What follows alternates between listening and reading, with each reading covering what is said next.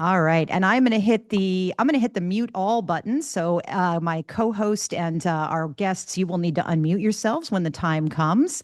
But welcome everybody. It is so great to have you here. Now, if you are a person who likes to have the captions, you can go to those three little dots that say more in the bottom of your Zoom screen, or you might even have a captions button there, and you can click show captions, or if you're finding the captions distracting, you can click hide captions. Have I frozen or has everybody else frozen? Everybody else must have because we see you. Okay, good. All right. I just like whenever that happens, I just keep talking and hope for the best. Right. So, welcome everybody. We're going to dive in just a moment, but please go ahead and drop into the chat. Where are you coming in from and what do you write? Because we always want to know that about our community. We are learning more than ever these days that community is more important than it has ever been out there. And Sharla, how are you doing today? Where are you coming in from as the Notion thing opens slowly on my screen? You having some tech difficulties? No problem. I got Just a this. wee bit. I'm streaming in from Pittsburgh, Pennsylvania, and we're having some water line construction happening right outside my window. So if you hear that, I apologize, but right now they seem to be on lunch break.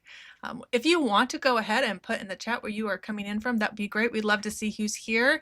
Just a reminder that we will be using the red question mark symbol when people ask questions in the chat.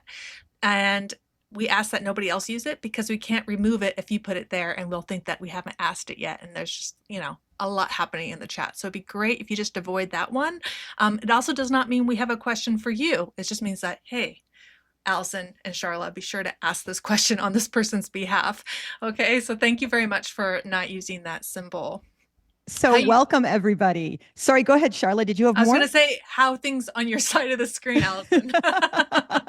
We are doing good. I am coming to you from Portugal, where I am currently revising my craft book, Seven Drafts. We are going to be taking it into the wonderful world of splitting it into two books, into a novel book and a memoir book. The novel book is coming out this fall. The memoir book is coming out next spring. And so I have a lot of writing to do in the next 4 weeks, which I am very excited about.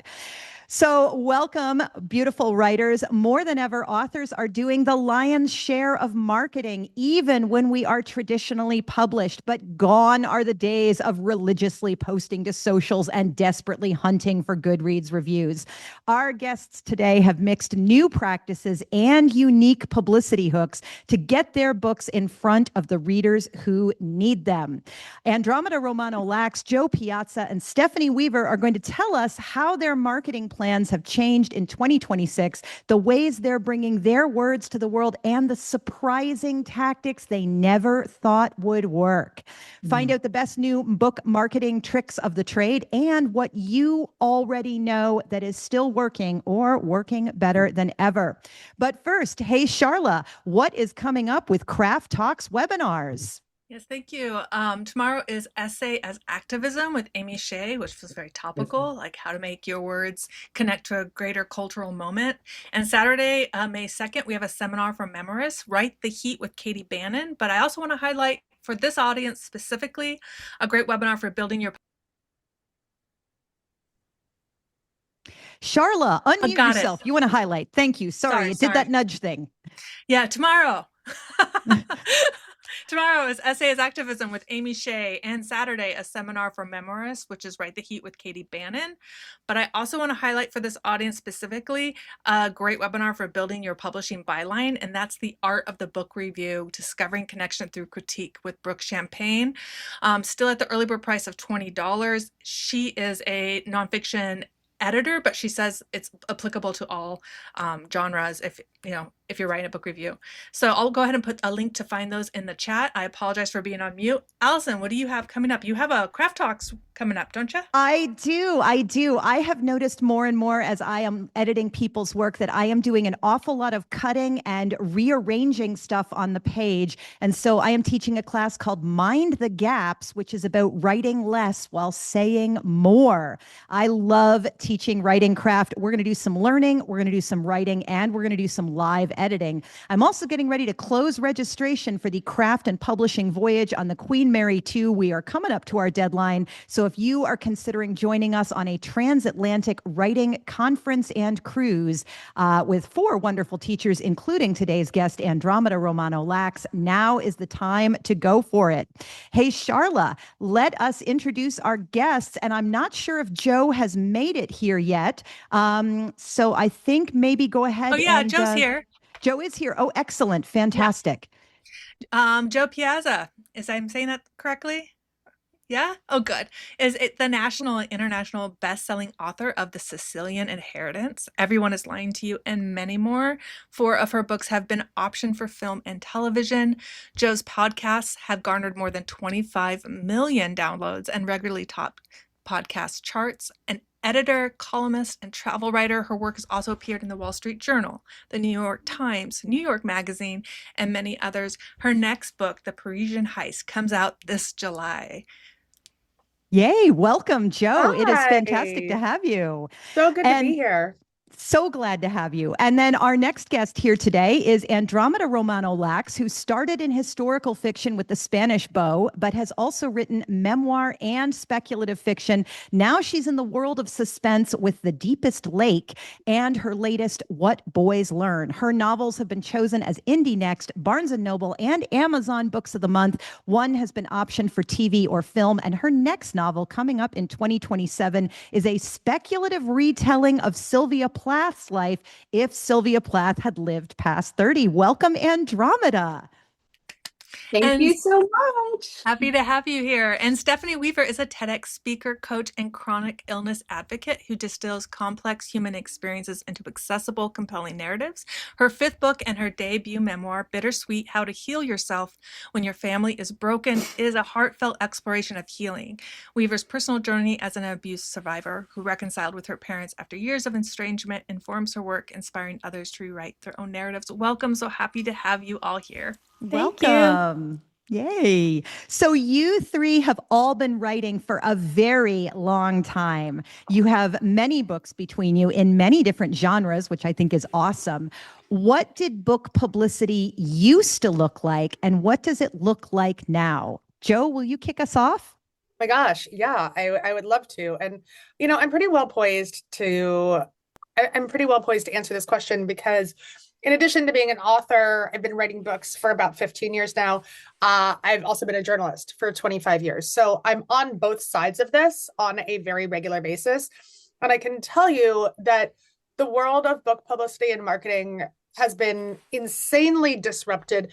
The world of journalism has been insanely disrupted. And about 5 years ago, I made the command decision to really take on the mantle of marketing to not I'm published by the big 5. I've been published by a bunch of different houses, but not to let them do what they're going to do, and then also do all of my own things 250% in terms of publicity and marketing. Because I will be honest with you, the authors that are not doing that are rarely selling books. Like, we do see some authors not do publicity and marketing with big 5s. Those are authors that typically got a large 7-figure advance, and the publishing houses are spending about $400,000 in digital marketing and press on them. The vast majority, 99% of authors are not getting that. So it's up to us. And I've really shifted more into a guerrilla marketing sales mode. I mean, treating books, I love my books. I love being a creative person, but I treat my books the same way that I would treat any other commodity. It is not something that people should be lucky to get. It is something that people will buy and enjoy. And we should market it to them the same way that like Lululemon and Quince send me 5 emails a day for pants that I don't want when I haven't been to their website in years. We should think about books as having to get in front of people on a regular basis and find them where they are. I love that. I love that. Andromeda, you have published traditionally the entire time in your career. What has changed between the first book and now in terms of the publicity world out there? Yes, everything. So back in 2007, when my debut novel came out, The Spanish Bow, nothing was expected of me at all. I mean, they were putting it in the stores, and so the upside of that was that feeling of, okay, I can sit back and see how this book does. And the real downside of it is that I really felt no agency. I had much more stress, angst with that book, even though it ended up selling well and made me quite a bit of money, which the successive books have not made as much money. But I have to say, I was not that happy about basically being told, listen, honey, don't worry about it. Just sit back and maybe a year from now, we'll finally get the sales figures and know how things went. So you couldn't be tracking on Goodreads. You couldn't be going into the author portal at Amazon and sort of seeing the graphs day by day, which itself can become a problem when you're following that too closely. But so that was the difference. They did it all. But then again, that didn't leave me any opportunity to add my own creativity, my own energy, my own agency. I love that. Stephanie, you have moved through several different kinds of publishing. You've done independent publishing, you've done traditional publishing. What has changed for you over the past 7 or 8 years? So my first book was an academic press. It was for museum professionals. And basically it came out. I would go to conferences. I would put together panels and be on panels. And some conferences wanted me to talk about my book and some forbade me talking about my book. And sometimes my book would show up for sale and sometimes it would get lost. So, but I taught that book for 10 years and it supported my consulting business for 10 years. So that to me was the thing when people say, well, I want to spend X so that so my book will get out there. And I always say, you need to set your goals. You need to understand what success looks like for you, because thank you, Joe, for telling us how much the Big Five spends on a big book, because $400,000, like that's insane, right? And so there's no way, even if I had $50,000 or $75,000 to spend on a publicist, I'm competing with that. I'm competing with that 400 grand that those big companies are spending. So the only way, to me, it makes sense to spend that much is if you are going to be getting paid to speak, and your book is the sort of book where you would be getting paid to speak. So I have a friend who did a $50,000 PR spend, and she was then charging $25,000 per speaking engagement. So she made it back in 6 months. So how things have changed. I did a self-published book. So I learned all about Kindle and doing a, free day on Kindle. And then I was like, hate self-publishing, don't want to do that again. So then I got an agent for my 2 migraine books. But my experience has always been that it's on the author to get out there and do as much as possible. Now it's like 100% on the author, unless I guess they're spending 400 grand on it and then you don't have to do so much work. But that's so rare. Like that's the, 1 a quarter, right? And so it's just not most of us. So I guess that's my not so short answer as to how it's changed. It's good to know for sure. Joe, let me ask you about your podcast. And you have a very successful podcast and you're huge on Substack. Are those your primary platforms? And how did you choose those venues specifically? So I've been doing podcasts for 8 years now. I did them with How Stuff Works, with iHeartMedia, and now I produce them independently on my own. I also started building up a Substack 3 years ago and decided those would be my go-to personal marketing platforms. I will tell you and be very honest, even now they're not enough. Also, I have 36,000 people following me on Instagram now as well. I have a big platform. Big numbers do not always convert to book sales. And you still have to reach people literally every single day. So in every single one of my Substacks, I have a please buy my book. At the top of every single one of my podcasts, I said, please buy my book. I post on Instagram about once a day as well.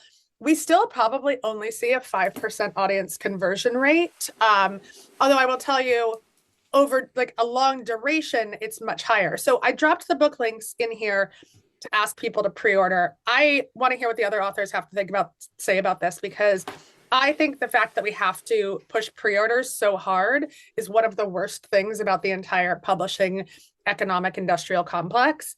No other product in the world is pushed for a pre-order and then judged on how many books or how many products it sells before it is actually in consumers' hands. There is one other product that does that, and it's Girl Scout cookies. Kind of, but I just got through Girl Scout season and we still had all of this time to remind people that they love Girl Scout cookies, right? And that they want more Girl Scout cookies and to see other people with Girl Scout cookies. That said, the pre-orders matter so much because they get lumped in for all of the first week sales. And if you're being published with a big five, and even if you're not, those first week sales are pretty much the only thing that matter for the best-selling lists. And while a lot of the houses will be like, bestseller lists don't matter, they totally fucking matter, because it depends what, like, your next advance is definitely going to be higher if you reach it. They want continued sales, but they love the lists. Okay. It's an ego game. And so these pre-orders matter. And conversion rate on pre-orders, even with a platform as big as mine, is still 5%. So you have to constantly be pushing them. It's why I put in a link. Guys, pre-order the Parisian Heist. It's fucking amazing. You're going to love it. But, and I also tell people to do it all of the time. 5 years ago, I let go of the shame of being like, oh my God, I don't want to like sell myself too hard. And then I'm like, look at every influencer on social media. Look at the goddamn Kardashians. Okay. Like, if you love your book, if you want to continue to be an author who is getting paid to write things that you love, you have to shamelessly sell yourself. Most people are not even noticing that you're doing this. Like, absolutely. Like, most people, and are not going to see Joe, everything. I want to chime in on this because Stephanie and I were just talking before the show today. Stephanie, will you tell us that story about you feeling like you were really knocking yourself out promoting your book? Yeah, so my migraine book came out in 2007, so 10 years after my first book, which was 97. And I was doing all the things. I was posting on Facebook, I was posting on social media, I was, sharing this, sharing that. And then I got a contract with a pharma company to go to a bunch of migraine events, and they bought almost 1,000 copies of the book so I could go around to these Miles for Migraine races. And it was one of those posts where I was like, I'm in Philadelphia. And somebody who'd been following me for a really long time was like, Stephanie, you wrote a migraine book? And I thought, oh my God, like, I've been talking about this thing for 2 years. And she just saw it for the first time. So that was really kind of a wake-up call that people aren't seeing our posts. And they can always tune out if they're tired. I wanted to jump on something Joe said, because I've had an interesting experience with this book coming out, because the publisher, because of the way they work, it's a small publishing house, but they're terrific. I didn't have a cover or an arc until 6 weeks before my pub date. So I could do almost nothing until then. And so I was like, okay, well, I mean, I can ask people to pre-order, but if they go to Amazon, it says cover to be revealed. And I didn't feel like that looked super professional. So I was loath to do that. And I had to just sort of let go of the pre-orders and what the numbers were and what they weren't or weren't doing, were or weren't doing, and just be like, maybe it's not a bad thing, because this is going to be a long tail book. I'm going to be promoting this book for years. And it's an evergreen title. It's about family estrangement and about recovering from childhood trauma and showing that you can live a beautiful life, even though if that stuff happens to you. And so I was like, okay, so I'm not going to have a lot of pre-orders, and I couldn't pitch podcasts early, so I'm still pitching podcasts and going back to people. And maybe that's okay, because I didn't have like something every single day for the first 10 days to go, listen to me here, listen to me there, go see this. It's like, if it's one a week or one every 2 weeks, maybe people will be more likely to go listen to it. So let me jump in there. So Andromeda, you went hard on pre-orders, and you picked a really specific niche market to focus your pre-orders towards this year. Tell us what you did. Sure. And echoing what Joe said about pre-orders counting for your first week's sales, that's an important issue. So what happened to me was my Deepest Lake, my first suspense novel right behind me here, it happened to do really well in paperback. And one of the main reasons was because Barnes & Noble picked it as our monthly pick. So they got the books into the stores, and honestly, that did more than I possibly could. But that's probably not going to happen again.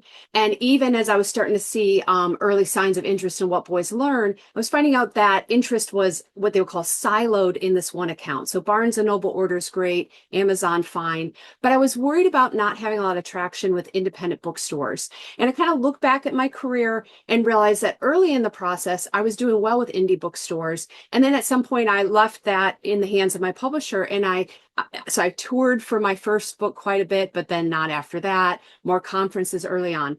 So this is a case of looking at specific accounts and realizing I was weak in terms of independent bookstores. So what I wanted to do is I wanted to ask people directly through newsletter and Instagram to pre-order What Boys Learn, specifically from independent bookstores. I did count Barnes & Noble as well, but not the Amazon ebook orders, for example. And so here's where I feel like I'm really speaking to a lot of you, because my expectations were modest, but I felt like this was a really key lever at a key time. So I was only going for 30 pre-orders, which I'm looking around at Joe and Stephanie, and maybe you'd be thinking a lot bigger. I had sold 35,000 paperbacks, The Deepest Lake, but it still seemed to me that getting support from the people who were really my fans, really my friends early on, that was a small lever that I could push, and also that it would matter more. And so I promised them a free backlist title because I had boxes and boxes of some old paperbacks that I frankly wanted to share. I designed some really fun stickers on Canva, and I have to say I had a ball with that. And one of them is actually promoting my next book about Sylvia Plath. So my Sylvia Plath stickers, I ordered some fun stationery.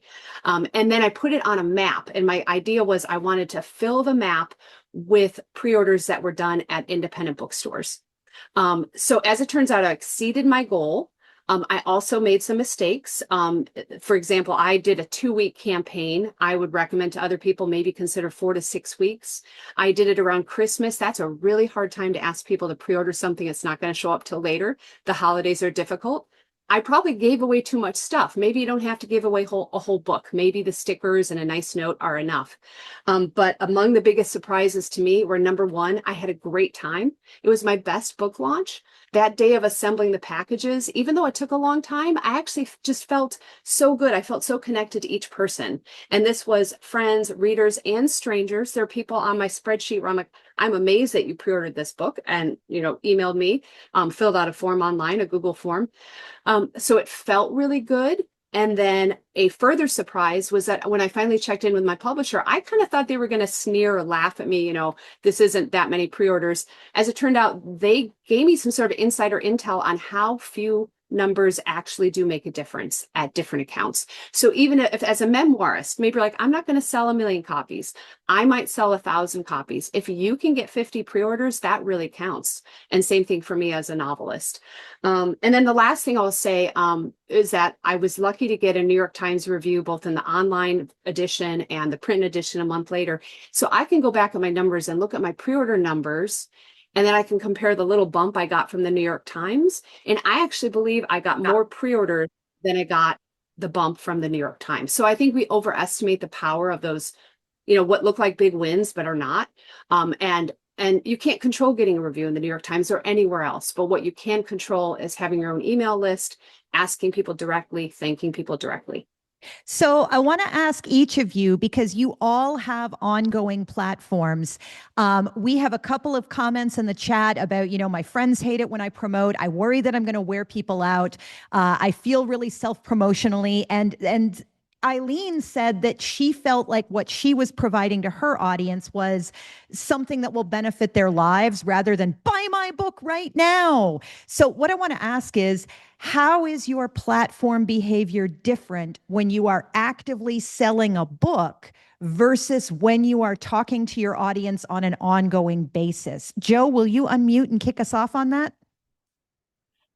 Unmute yourself, Joe. Why does the mute button seem to move all the time? It doesn't. I mean, it's always in the same place. Yeah, I mean, the problem is I'm always actively promoting a book. So I'm on a book a year schedule right now, which means that I'm pretty much always either pushing pre-orders or orders generally. I just stopped caring. And maybe this is because I am now a 45-year-old woman living in this dumpster fire of a world, but I just don't give any fucks anymore. If someone's annoyed by my book marketing, I'm like, I'm annoyed by how you're always talking about the pit, Jeff.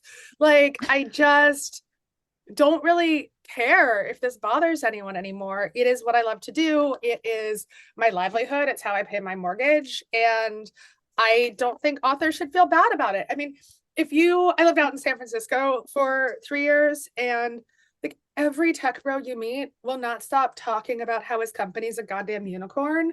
So like, why not feel like you could talk about your book like some stupid company that like outsources you folding your laundry? Like I really think we just have to let go of that idea of like, we're annoying people, it's shameful. It's not. If they're really your friends, they get it. And if they're not, they shouldn't be your friends anyway. Andromeda?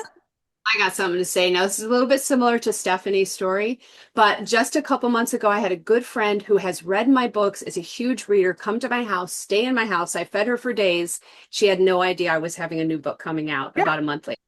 She did not know it was called What Boys Learn. And I wrote a post that went out in my Substack today about that's on me. I mean, here's a friend who doesn't even know the name of my book. I also know, again, echoing Joe about the age we are, I forget everything. I forget the ends of movies. I forget the titles of the books that I loved last month. I think that people really do have to see the names over and over to remember them, and they're still going to forget. So I actually have not had the experience of friends and colleagues saying enough with the self-marketing. Not at all. I think if anything, I see the embarrassment of, oh, congratulations, did you have a new book come out? What is the name? I don't remember. I'm so sorry. Because as we've said, people do not see most of your social media posts. They lose the Substacks and the emails in the inbox. We all are watching too much Netflix. So I don't think we're oversaturating at all. No, we're truly not. Like, I experience the same thing all the time. People are like, "Oh my God, you were in Chicago last night? I didn't know." And I'm like, I literally posted that I was in Chicago 50 times. So like, I do not think we're at a point where you can do too much. All of attention is fragmented right now. All of content is fragmented. So just go out there and be shameless. I feel like I should take us outside right now because while someone else is answering, one of the best things that I've done is that we have wrapped my car in a book advertisement. It is $80 on signs.com. We're about to put the Parisian Heist wrap on today. I'll be posting it to my social media. We put a trackable QR code on that. I've gotten thousands of book orders off of this because people are in traffic and it literally says, what book should you read next? Here is the book you should read next. People need to see things so many times. That is amazing. No. Oh my gosh. Yes, Joe, you should totally take us outside. Hey, sure. Stephanie, before we get to our next question, I want to get you to chime in on there because I think this affects you maybe more than any of the other authors on our panel. What are you doing constantly for your audience versus what are you doing special because you've got a book out right now? So I had to make the decision a couple years ago whether I wanted to be the migraine girl, because social media wants you to be a thing, right? They want you to post about one thing and then that your account builds and people follow you. So Tia Levings is a fantastic example of that. She's recovering from Christian patriarchy, and she's got a second book coming out on the same topic, and she does videos. And Ingrid Clayton's another great example. She's a therapist, and her book Fawning just did really well. There are people that are happy to talk about their topic all the time. I would lose my mind if I did that. I can't be the migraine girl, and I don't want to be the estrangement girl or the childhood sexual abuse girl or whatever, little thing. And my agent, who was a culinary agent, was like, well, are you going to write another migraine book? I was like, no, I'm done. I have no more. There's no more in there. And she goes, oh, well, when I reached out to her about the memoir, she's like, well, I don't rep memoir. So then I had to start over. So I've just decided that I am a writer and I post about my life. I post about my garden and my dog. And, if I'm, reviewing a manuscript, I post about that. And of course, now that my book, once I had a cover, I started posting about it. And certainly, as I'm doing podcasts and stuff, I'm talking much more about it. But I want to continue to think about what my next book might be, which is probably not going to be about estrangement. So that's the thing that I have found frustrating. And it's a challenge if you switch genres, because, and Andromeda probably can speak to this as well, because, there's agents that just do this, or, social media really wants you just to be posting about the one thing. Joe is an incredible marketer, but she's an author who's talking about her creative books. And so for those of you who are, it's different to say, buy my book, buy my book, buy my book, to, do you know anybody who's not speaking to their family? They might want to read this book because 1 in 5 people aren't speaking to family members right now. So it's like you have to look at what the benefit is. And I learned this from Allison Lane, who's here. What are the benefits for the reader? It's not buy my book because you like me. It's, can you find some healing from this? Can you understand what's going on with your family better? Can you relate because nostalgic recipes make you think of your mom or your grandmother, and there's something that everybody can relate to there. So that's what I have leaned into is, and I'm trying this sort of buckshot approach. I'm not doing a book trailer. I've probably posted like 50 little videos so far.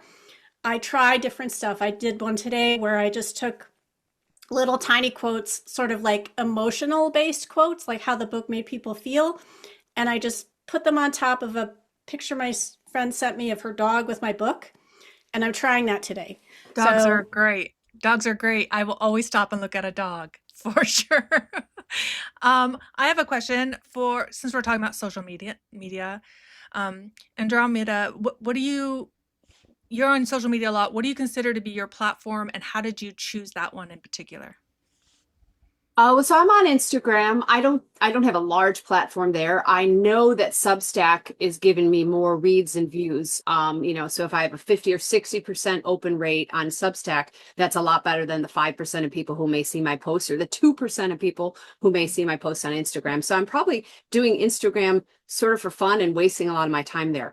Now, where my idea about social media and what we post about has completely changed is that years ago, and you and Allison Williams jump in here, I was told something like, don't post more than 1 out of every 3 times about the thing you're selling. And so believe me, I tried to do that. I tried to share the other parts of my life. I am an Ironman triathlete. I'm obsessed about endurance sports. I do ocean swimming. I study Mandarin Chinese.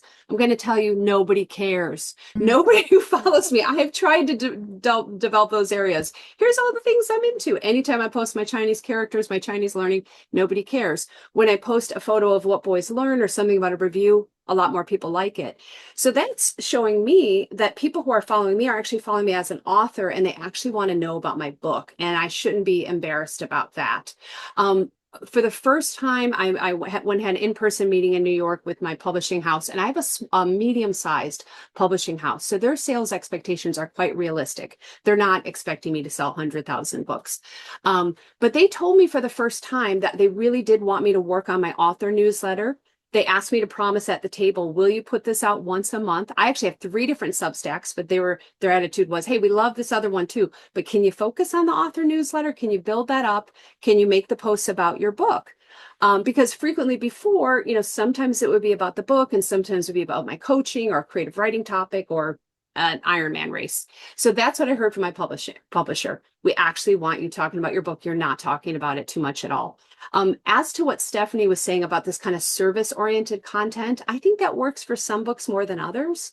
And so sometimes you can get that pressure of, share the nonfiction angle to your novel. If you're writing about a serial killer or psychopathy, tell us about real psychopaths. I want to jump in on that, because one of the reasons, like, I had been following Jo ever since she did this wonderful podcast series called Under the Influence that was all about parenting publicly on Instagram. And like, she had this great story about trying to wrestle her family into matching pajamas to take the matching pajama photo.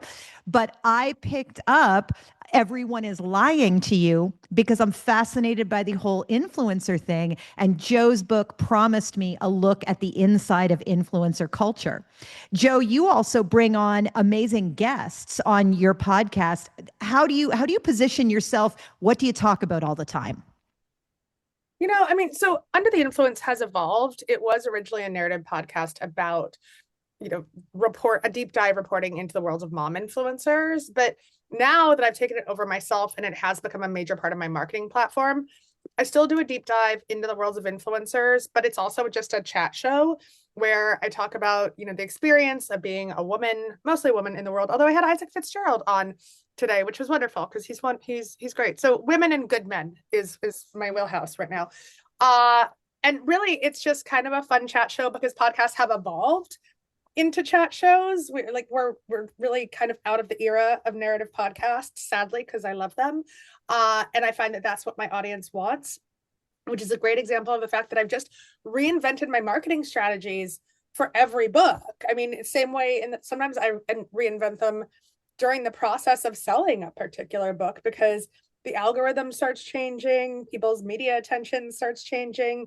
And I think you just have to be really nimble and not afraid to try different things. And also, one thing I want to say, and I was just at the NorCal Writers Retreat talking about this, because a lot of people were saying, I don't want to do Instagram, or like, I don't want to write a newsletter.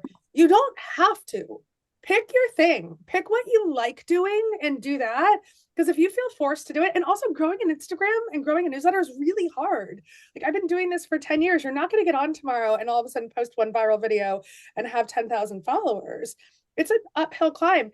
If you don't want to do those things, that is okay. You have another outlet open to you. Get on other people's stuff. So like, find influencers that have big followings, get your book to them, get your content to them, go on other people's podcasts. If you do not want to build your own platform, pitch yourself out as someone that can be on other platforms, and that is just as useful. I agree. And I have built my mailing list so much by teaming up with other people.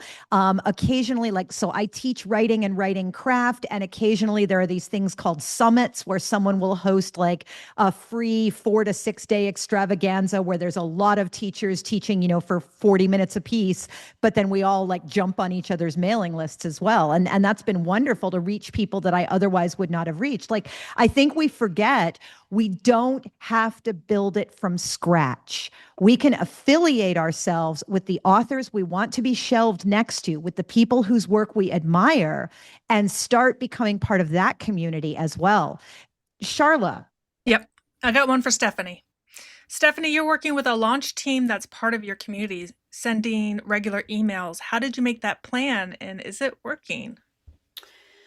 I think it's working because Allison asked me to talk about it. So I pre-wrote 4 letters. It's kind of thinking about the stages and then I reached out to kind of literally everybody I've known professionally, otherwise, which I wouldn't do for a migraine book, right? That was very specific. And I had a pre-invite letter saying, would you be interested in helping me promote this book? This is what it would be, what you would be doing. You can opt out or whatever. And I have about 400 people in four lists in my Gmail.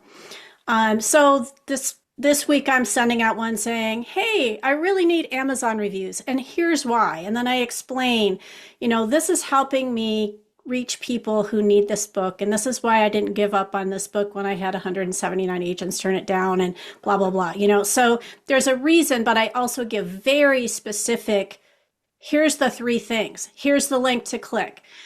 When I ask you to write a review, you can literally say, great book, loved it, and hit 5 stars, and you're done. People get intimidated because they think they have to write like this whole like educated thing. And it doesn't matter. Like, we just want the reviews. So, and somebody yesterday who's here, Brooke, I had lunch with, and she said, thank you so much for the reminder, because I've been meaning to post my review and I keep forgetting, and you had it and there was the link and I finally did it. So I do wonder, is it something I didn't get a lot of Goodreads reviews, but I also don't know that my audience had Goodreads accounts. So I had to sort of let that go. I don't know like how people get, 100 or 200 Goodreads reviews before they publish. I mean, I didn't have a book that I could send people for 6 months. I can tell you how. Yeah. Yeah. Tell us, Joe. Tell us, Joe. Well, so, when I dropped that $400,000 number, that's not even once a quarter, y'all. That is like a book they choose to like promote for the year because they're scared and they want to make back the money they spent on it. Okay. I have no filter, as you can see. My agents are like, fuck, just stop, Piazza. But like, the way that you get Goodreads reviews is it's pay to play. So your publisher prints enough arcs that they go to these Goodreads reviewers, and they know the Goodreads reviewers and they have the relationships with them and they get it reviewed. Like, that is exactly how it works. Yeah. So as someone who doesn't have that budget or, et cetera. So I was like, I tried and I didn't get that big number. So I'm moving on. So now I'd like to hit the 50 review Amazon mark, because supposedly that makes a difference. Who knows? Because whatever, algorithms. And I try to not like judge or weigh myself according to how many numbers I have, but it's really hard. Like you're like, well, so and so got this many, and why don't I have that many? And my publisher put me in this giant category, and but this book is in this very tiny niche category, so they're number one, but I'm number 4,000, and it just will mess with your head. So I'm just trying to like, you know what? This is a long tail thing. And I did two things when my book came out and I really wanted reviews. One thing was I wrote a post for the Brevity blog called 1, 4, or 5 stars, why to review right now, that was speaking directly to readers who are writers about a review on Amazon is not a careful, thoughtful reading of the whole entire book with what you really cared about. It helps your friends to review it now. And then the other thing I did was I went back and I looked at my mailing list and all the people I knew who had written books, and I went back and made sure that I had reviewed all of them, because I know that people are looking at their Amazon reviews. I was not expecting it as a tit for tat, but it reminded them that I existed and they had meant to review me. Is So it that was really helpful. also, Sorry, Sharla, go ahead. if you're being asked to review for a friend, is it bad form to review them less than 5 stars? Oh, I can answer that. It's fine with me. People. So the reason that I asked for 5 stars, and Casey Mulligan Walsh kind of taught me this with her advanced reader team. She asked for 5 stars. Why is that? Because there's plenty of people who will love your book and give you 3 stars, or will give you a really mean review with 1 star. So you're just trying to balance out, like, when the regular people come who don't know you and they start reviewing it, and that's totally fine. That's completely legit.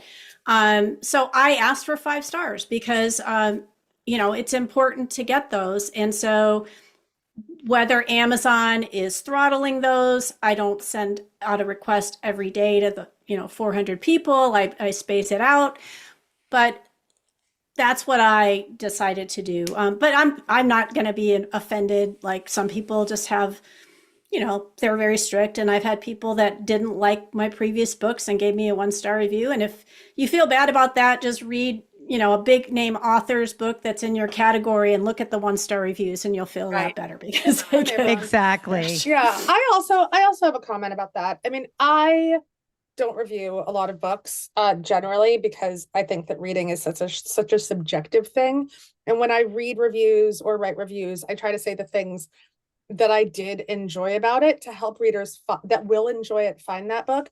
We've reached such an algorithmic point with book discovery and book searching that even a 4-star review can hurt an author, which sucks. It's dumb, right? Because you're like, 4 stars is really good. Like, I have 1 5-star book in my life, but like, that's not the world we live in right now, unfortunately. And like some readers will love a book and give it 3 stars. And because the Goodreads algorithm appears on your Amazon page, and it determines how much Amazon is going to surface your book in some cases to other readers, I would only review something if I was legitimately felt I was going to 5-star it, and otherwise I wouldn't do it. That's what I've heard as well. That's what I do. I have to say, early on years ago, when I wasn't thinking about any of this, I would put honest reviews, 3, 4. If I care about the book at all now, 5, or just stay quiet. Or I just don't do it. Or I don't do it. Right. Yeah. Review it. I also just want 3 stars is worse than 1 star, because 1 star says your book stirred me to passionately hate it, and 3 stars is meh. Right. But I also want to say the publishers have different attitudes. My publisher actually, even when I'm excited about my numbers of say early reviews, they don't pay attention to that. They really don't care about the number. Now it sounds like Joe has heard differently, maybe from a large publisher. But genre by genre, the averages are very different too. And so you will find, like in the world of horror, there will be these wildly successful books that have low 3s. I believe because horror writers take a lot of chances. So anyway, all the genres are different as far as the averages. That's good to know.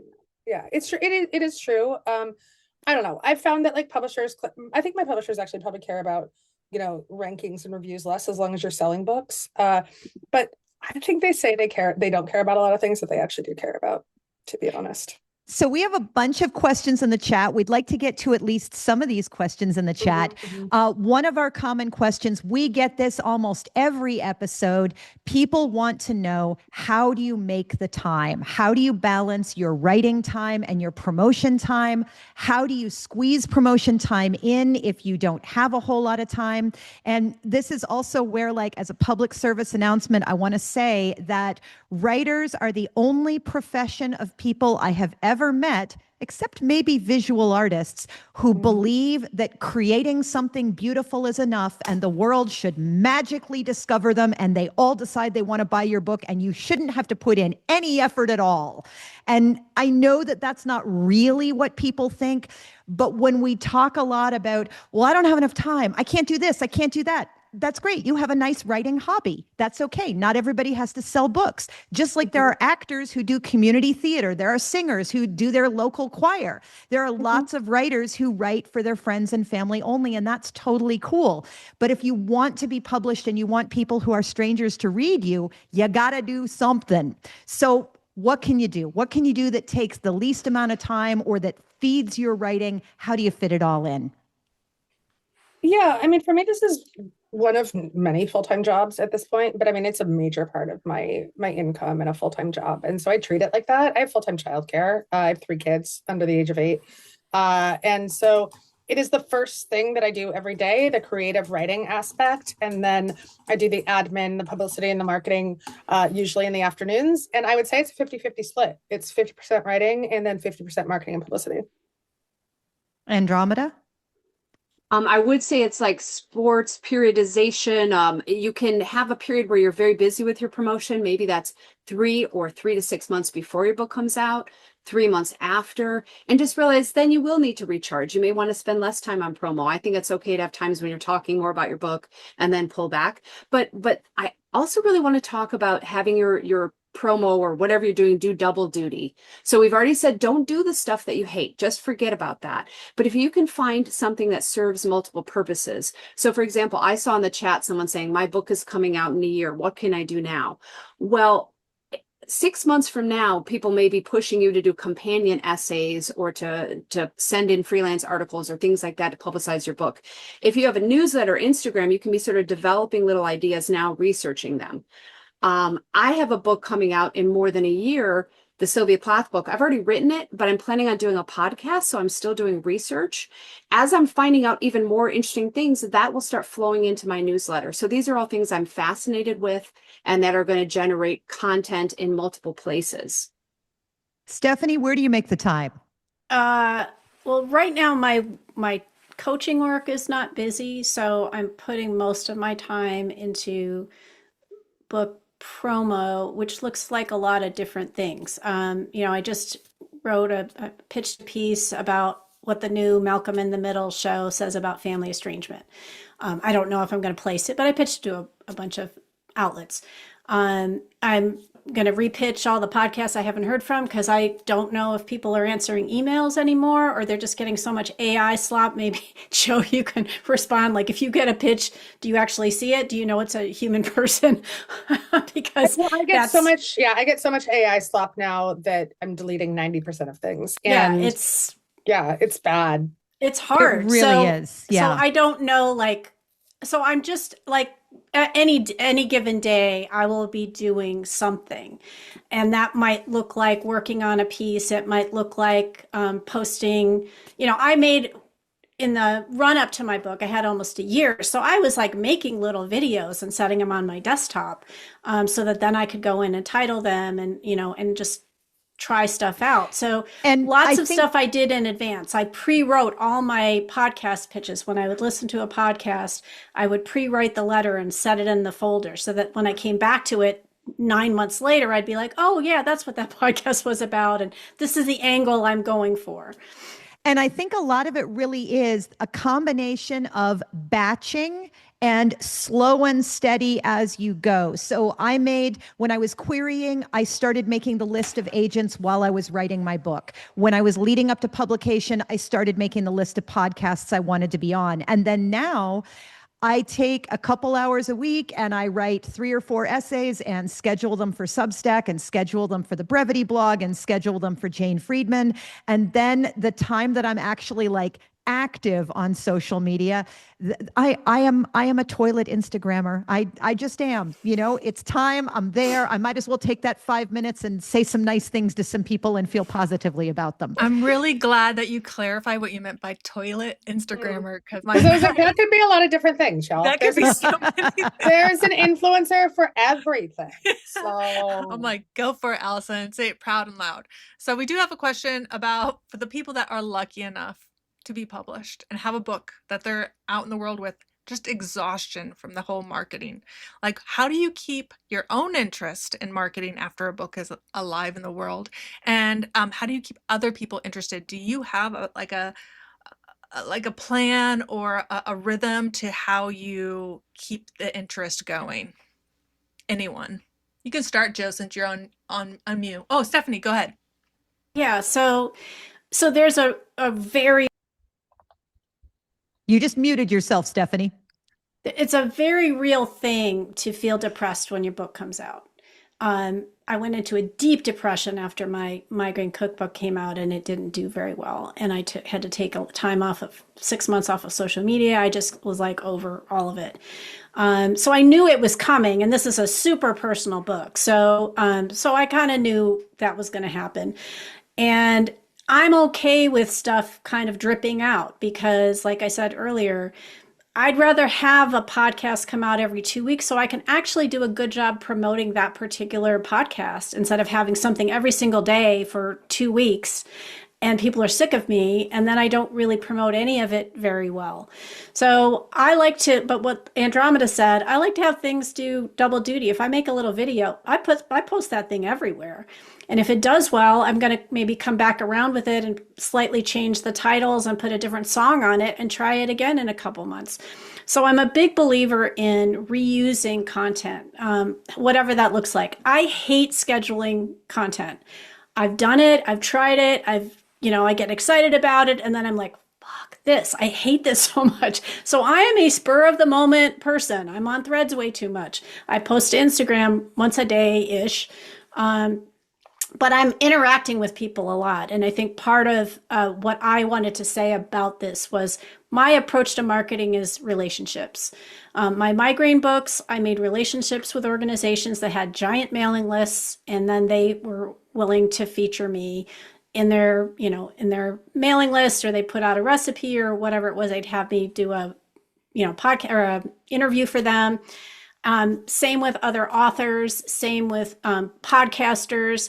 So and it's not like you said, Allison, it's not a tit for tat. I don't expect because I'm friends with someone that they're going to automatically have me on their podcast. I still have to pitch them and they still might say no, and that's totally fine.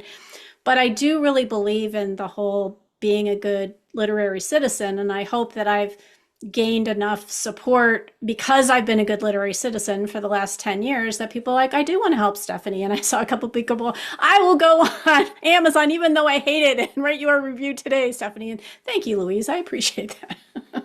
So let me ask you all, what is your favorite way to market books? And is that the way that sells the most books? What's your favorite way to talk about your book I to get love people doing to buy it? podcasts. I have no idea if it returns in sales, but I absolutely love doing podcasts.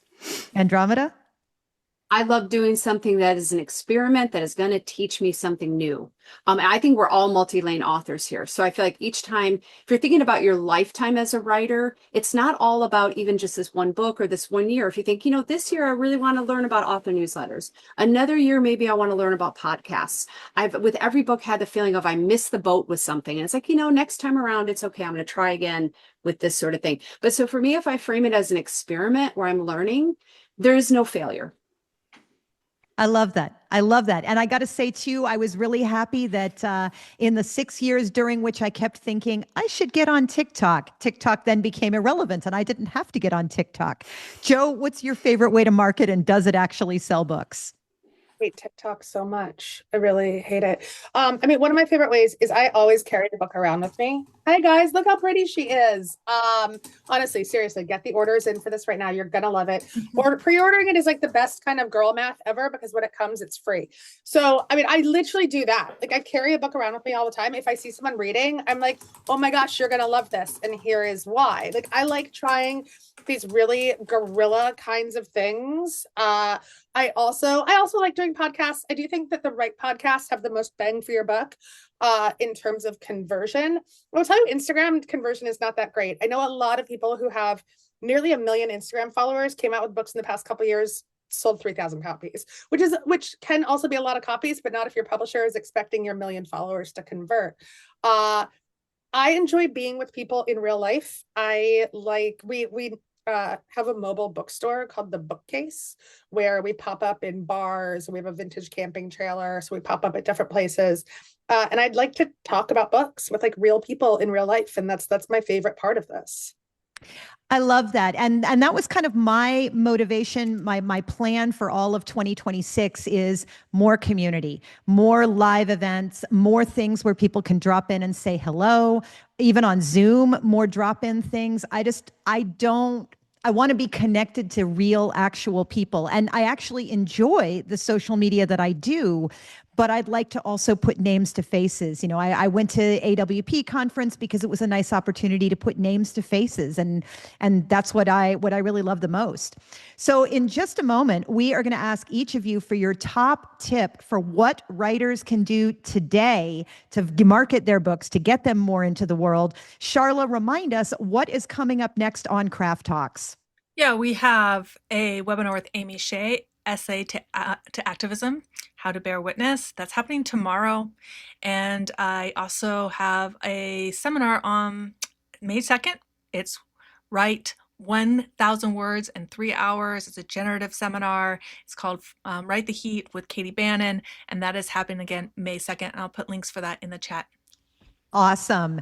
Oh, and I love what Mei Ling put in the chat as well. In her neighborhood, instead of caroling, we do poetry reads door to door in the summer. That is freaking amazing. I love it. What I have coming up is I am doing a craft talks called Mind the Gaps, writing less while saying more. And I'm hosting the Queen Mary II Craft and Publishing Voyage from Southampton to New York. That is at the beginning of September, and would absolutely love to have you. Next month on the Writer's Bridge, we are going to talk all about the backlist. We have New York Times bestselling author Christopher Buehlman and USA Today bestselling author Rachel Herron, who are going to talk about reviving their backlist, bringing those books back into the world and getting new sales. And Chris in particular, who's been my good friend since high school, his book sold by Penguin Random House didn't do so great. He took the rights back and published it himself. And now it's been picked up by Tor because horror is coming back. And it's been on the New York Times bestseller list for 4 weeks now, which makes me so happy. So let us close with our top tips. Stephanie Weaver, unmute yourself. You are the memoirist who is the author of Bitter Sweet. What is your top tip for writers marketing that we can do today? It's a long game, so just keep working at it. You know, think of your book as a product going out into a marketplace that's meeting a need, and that will give you ideas for how to tell people about it. I love that. Andromeda, what's your top tip for us today? My top tip is sometimes the smallest things can have a lot of effect. So for example, maybe you're like, I don't want to do a reel. I'm definitely not doing a podcast. How many people here put their publication in their signature line of their emails? Even if the book is not coming out for 6 months, so that we can actually start learning about your book or your article. So I would emphasize the really little things that can do more than you expect. Joe, what's your recommendation? Top tip for us. Top tip. I mean, it's so hard. I mean, I agree that it is a long game, and it is like every little thing genuinely matters. I mean, coming on this today, right? Like, you know, hopefully about 50 to 100 of you are putting in your orders for this book right now. And then also, like I said earlier, get rid of the shame. You talk about it all that you want. I literally just told you to buy this book 10 times. I'm not embarrassed. It's something that I love. It's also something I think people will enjoy. So they do not discount any of the little things. Another fun thing we do is we print out flyers of the books and then we tape it on the back door of a stall of a bathroom because you have a captive audience and they're sitting down. So I mean, like, think about these little places. Think about where you discover books, where you discover products that aren't books too. Like, there are all sorts of places to capture people's attention, and it might be somewhere really surprising. And remember, everybody, no matter what you're doing, the book that you have written is powerful and beautiful. There is a reason that people want to read it, and you have the right to share that book with the people you know are going to love it and have a fantastic time, whether it is going to entertain them for an afternoon or change their life or make them think more deeply about something or make their heart pound faster while they find your amazing twist. People are genuinely happy to discover your beautiful book. And so don't be shy about telling the whole world about it. I want to say thank you so much to our amazing guests, Joe Piazza, Andromeda Romano Lax, and Stephanie Weaver. Please pre-order their books. And folks, please unmute yourselves for a joyful goodbye. Thank you, everybody. This was Thank awesome. you, everyone. Thanks, Bye-bye. guys. Bye. Bye. Thank you. Thank you. Bye. Bye. Thank you, Alice. Much love. Thank Look you. at this. Thank you. Bye. Thank you. I noticed that the links for the book, the purchase links, were they? I was late, but were they shared earlier? We dropped them in the chat, so scroll up. And if you are watching the YouTube replay, you can look right below you in the description of this video. And I think, as the kids say, like and subscribe.